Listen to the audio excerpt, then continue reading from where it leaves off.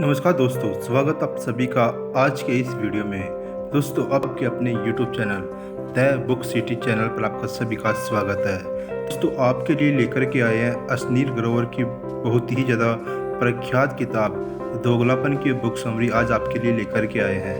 दोस्तों, अश्नीर ग्रोवर भारत के जाने माने एंटरप्रेन्योर है। सबसे पहले उन्होंने अलविंदर डीनसा के साथ ग्रोफर नाम की स्टार्टअप शुरू किया था।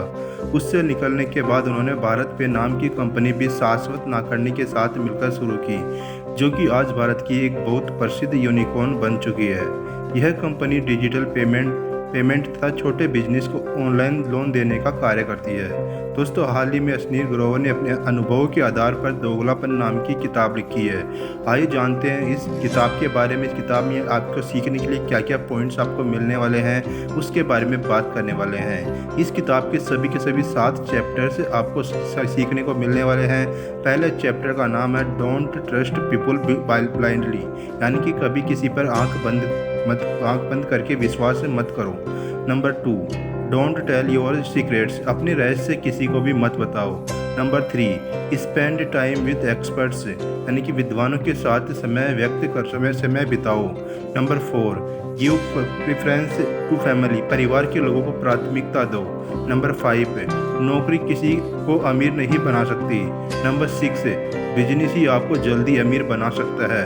नंबर 7, दूसरों को काम सौंपना सीखे। तो दोस्तों, आज का यह वीडियो शुरू करते हैं। वीडियो शुरू करने से पहले आपसे रिक्वेस्ट करते हैं कि वीडियो को लाइक कर दीजिए, चैनल को सब्सक्राइब कर लीजिए। बात करते हैं सबसे पहले टॉपिक के बारे में। सबसे पहले चैप्टर से शुरुआत करते हैं। डोंट ट्रस्ट पीपल ब्लाइंडली, यानी कि जब Ashneer Grover American express company के लिए काम करते थे तो उनकी मुलाकात अलविंदर डीनसा से हुई। उस समय अलविंदर ग्रोवर स्टार्टअप शुरू करने जा रहे थे। उन्होंने अश्नीर से कहा कि मुझे इन्वेस्टर्स के लिए प्रेजेंटेशन बनाने में मदद करो। अश्नीर ने एक बहुत अच्छी प्रेजेंटेशन बनाई और उन्हें फंडिंग मिल गई। इससे प्रभावित होकर अलविंदर ने अश्नीर से कहा कि आप भी हमारी स्टार्टअप में पार्टनर बन जाओ। लेकिन उस समय अमेरिकन एक्सप्रेस से अश्नीर को 80 लाख महीने की सैलरी मिलती थी। अलविंदर ने कहा कि हम तुम्हें 40 लाख दे सकते हैं और 40 लाख के ग्रोफर के शेयर्स भी देंगे। इस पर अश्नीर ने शर्त रखी कि अगर कंपनी की वैल्यू 8 मिलियन हो जाती है तो उसे 100 करोड़ रुपए दिए जाएंगे। अलविंदर ने यह बात मान ली। इसके बाद अश्नीर ने ग्रोफर के लिए बहुत अच्छे से काम किया। ग्रोफर आकार में बढ़ती चली गई। अश्नीर ने ग्रोफर पर बहुत सारे केस भी लड़े और जीते, लेकिन अश्नीर ने देखा कि कंपनी कुछ बेकार लोगों को भी हायर कर रही थी और बहुत जूनियर्स को अश्नीर से भी ज़्यादा सैलरी दी जाती थी। जब उन्होंने अलविंदर को इस बात को बताया तो अलविंदर ने उन्हें जॉब छोड़ देने के लिए कहा। तब कंपनी की वैल्यू 4 मिलियन के लगभग हो चुकी थी। इस तरह से अश्नीर के 10 करोड़ बनते थे, लेकिन अलविंदर ने उन्हें 1 करोड़ से भी कम रुपए दिए और नौकरी से जाना पड़ा। तभी से अश्नीर ने सीख लिया कि कभी भी किसी पर आंख बंद करके विश्वास नहीं करना चाहिए और हमेशा लिखित कॉन्ट्रैक्ट ही साइन करना चाहिए।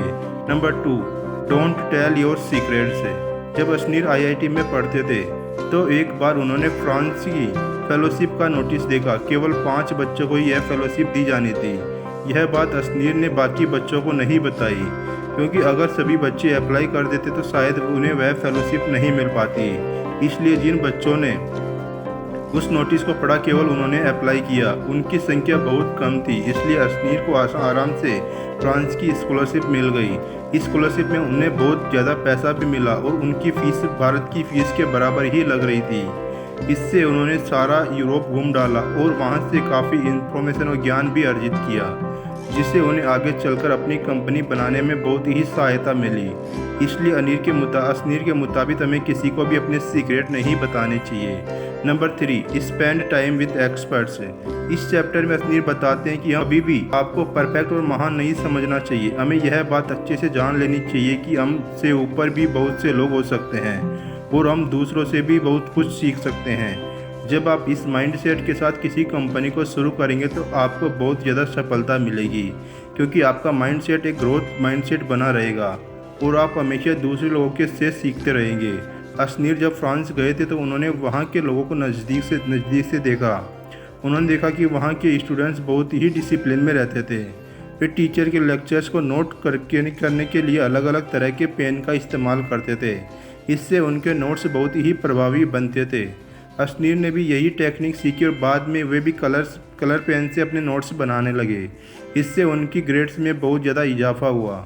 उन्होंने फ्रांस के लोगों से अनुशासन में रहना भी सीखा। इससे भी बहुत सारी कंपनियां आगे चलकर बहुत ज़्यादा सक्सेसफुल हुई, क्योंकि वे माहिर लोगों से हमेशा कुछ ना कुछ नया सीखते रहते थे। दोस्तों, बात करते हैं number point 4, give preference to family, यानी कि परिवार को प्राथमिकता देनी चाहिए। कुछ लोग अपने काम धंधे में इतने मशगूल रहते हैं कि वे अपनी फैमिली को ही भूल जाते हैं, लेकिन अशनीर के मुताबिक ऐसा करना गलत है। जब आप पर कोई मुसीबत आएगी तो आपका काम नहीं पूछेगा कि आप कैसे हैं, बल्कि आपका कोई फैमिली मेम्बर या रिश्तेदार ही आपका हाल चाल पूछेगा। बुरे वक्त में भी ये लोग ही आपके काम आएंगे।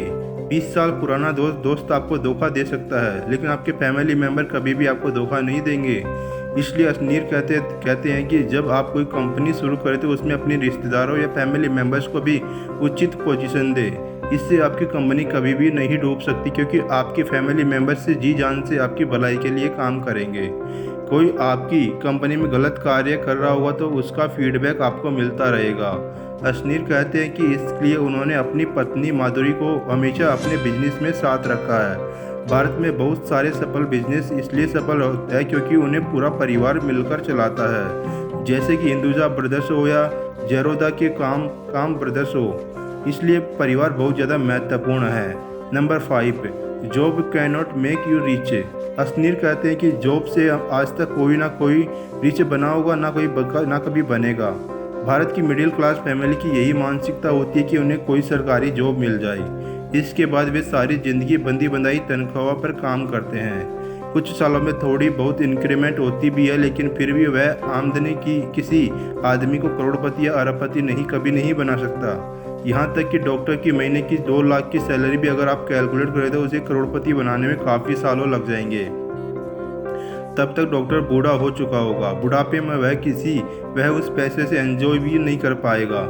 इसलिए हमें सरकारी नौकरी की मानसिकता को बदलना हुआ। शुरू में हम कुछ सालों तक हम नौकरी कर सकते हैं, उससे होने वाली सेविंग से आप कोई छोटा मोटा बिजनेस आदि करने की भी सोच सकते हैं। अशनीर कहते हैं कि उन्होंने काफ़ी सालों तक अमेरिकन एक्सप्रेस, पीसी जुवेलर्स आदि कंपनीज में काम किया था, लेकिन जॉब करते हुए उन्हें पता चला कि इससे वे कभी भी अमीर नहीं बन पाएंगे। इसलिए उन्होंने अपनी नौकरी छोड़ दी तथा एक एंटरप्रेन्योर बनने की सोची। Number 6, business makes you rich. Ashneer कहते हैं कि अगर आप लाइफ में आगे बढ़ना चाहते हैं तो आपको कोई बिजनेस कंपनी या स्टार्टअप शुरू करने के बारे में सोचना चाहिए। आज इंटरनेट के माध्यम से आप ऑनलाइन भी अपना छोटा बिजनेस शुरू कर सकते हैं। शुरू में affiliate marketing, digital marketing, freelancer agency आदि छोटे बिजनेस ऑनलाइन ही शुरू कर सकते हैं। सबसे पहले आप जॉब के साथ साथ ही इन चीज़ों को करें। इससे आपको पता चलेगा कि बिजनेस स्टार्टअप की राह में क्या क्या ऑब्स्टेकल्स आते हैं, उनसे कैसे मानसिक और फिजिकल तौर पर लड़ा जाए। इससे आपके अंदर एंटरप्रेन्योरशिप की स्किल पैदा होगी तथा मुश्किलों का सामना करने का स्टेमिना भी पैदा होगा। इसके बाद आप एक फिजिकल बिजनेस या कंपनी भी शुरू कर सकते हैं। जब कंपनी या बिजनेस बड़े हो जाते हैं तो करोड़ों अरबों में कमाई होती है और इसी से आदमी नौकरी के मुकाबले जल्दी अमीर बन जाता है। Number 7, learn to delegate. दोस्तों, जब भी हम कोई कंपनी या स्टार्टअप शुरू करते हैं तो हम सारे काम खुद करने लगते हैं। इससे मानसिक रूप से बहुत ज़्यादा थक जाते हैं। इसे बर्न आउट कहा जाता है। इससे हम कुछ भी क्रिएटिव नहीं सोच सकते, साथ ही किसी मुसीबत से लड़ने की एनर्जी भी नहीं रहती। इससे कंपनी धीरे धीरे डूबने लगती है। कई बार तो हम चीज़ों को माइक्रो मैनेज करने लगते हैं। हमें लगता है कि हर चीज़ हमें खुद ही करनी चाहिए, लेकिन अशनीर कहते हैं कि हमें अपने माइंडसेट को बदलना होगा। हमें एक्सपर्ट्स लोग हायर करने चाहिए, फिर हमें उन पर विश्वास रखना चाहिए। उन्हें काम की पूरी जिम्मेवारी सौंप देनी चाहिए। बीच बीच में उनसे फीडबैक भी लेते रहना चाहिए, लेकिन ऐसा नहीं हो कि हमें 24/7 उनके साथ बैठकर ही उस काम को करते रहे। हम आदमी के टैलेंट को देखकर ही उसे जिम्मेवारी देनी चाहिए, सौंपनी चाहिए। हर व्यक्ति हर चीज़ में एक्सपर्ट नहीं हो सकता। इसलिए जो जिस काम में एक्सपर्ट है उससे वही काम देना चाहिए। उदाहरण के लिए ब्लॉगिंग में भी आप चीज़ों को डेलीगेट कर सकते हैं। जैसे कि अगर आप कंटेंट नहीं लिख सकते या फेसबुक या फाइवर आदि से कंटेंट राइटर हायर कर सकते हैं। इस तरह आपको ब्लॉग डिज़ाइन करना नहीं आए तो वेब डेवलपर या वेब डिज़ाइनर की हेल्प ले सकते हैं। इसी तरह से हमें चीज़ों में डेलीगेट करने की आदत डाल देनी चाहिए। दोस्तों यह थी स्नील ग्रोवर की किताब दोगलापन की बुक समरी। उम्मीद करता हूँ आपको बुक समरी बहुत अच्छी लगेगी। अगर बुक समरी बहुत अच्छी लगी वीडियो लाइक कर दीजिए, चैनल को सब्सक्राइब कर लीजिए। अपने फ्रेंड्स के साथ इस बुक समरी को शेयर अवश्य कर दीजिए जो कि बिजनेस शुरू करना चाहते हैं।